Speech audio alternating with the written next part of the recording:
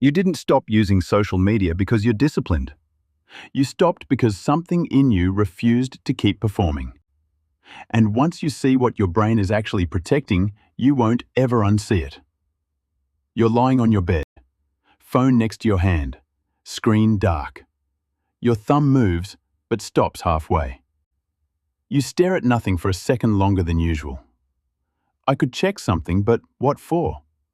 The urge doesn't land. It just fades. That moment feels small, but it isn't. Because right there, your brain is choosing something most people never notice they're giving up. Stay with me. Because what's happening in that exact pause explains why you stopped reaching for the screen without ever deciding to. You're lying in bed. Your phone is right there, next to you. The screen is dark. Your finger brushes the edge of the device, but then you stop. There are no notifications, nothing new to see. In this moment, your brain isn't sending that reward signal to open the app. You aren't fighting the urge to scroll. The truth is, the urge just isn't there anymore. To the world, you look disconnected. They think you're missing out. But in your head, there's only one thought.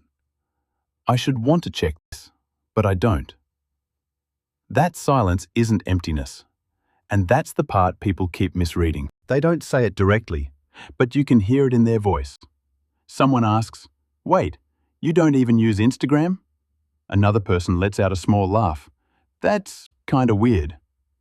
In that moment, their social brain is using the majority to define what's normal. And because you're the outlier, they question you instead of questioning the system. The pressure starts to sink in, making you second-guess yourself even when you don't feel wrong. Am I missing something, or are they? You feel that weight anyway. But here's the truth. They aren't measuring your actual connection. They're measuring something else entirely. You don't reach for your phone anymore, even when something feels completely worth capturing. You're standing in front of a breathtaking sunset, but you don't pull it out. The moment passes without being recorded. In this moment, your brain is returning to its default state, undisturbed by the need to capture and share.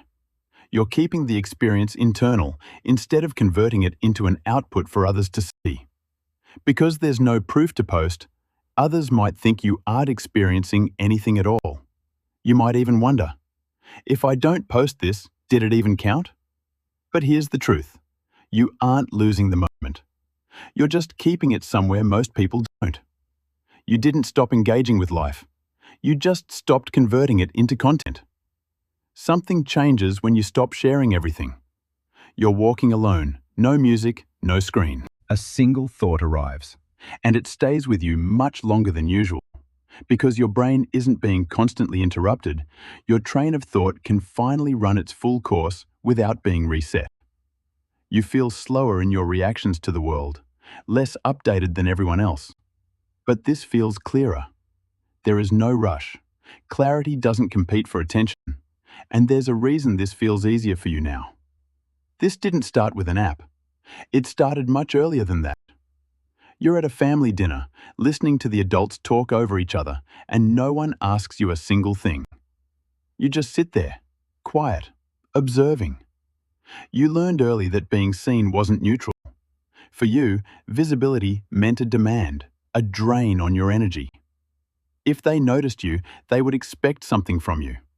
So you learned that safety is found in the shadows. You aren't just avoiding social media, you're avoiding the cost of being misunderstood. You're avoiding the weight of their expectations. And that changes what connection means to you now. It's not that you don't want connection. You've just rejected the version of it that requires a performance. You're sitting with a close friend.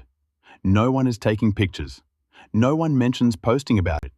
The connection is happening right here, in the present, filtered by nothing and needing no external validation. You might have less visible proof of your life than everyone else, but you finally feel like this is enough.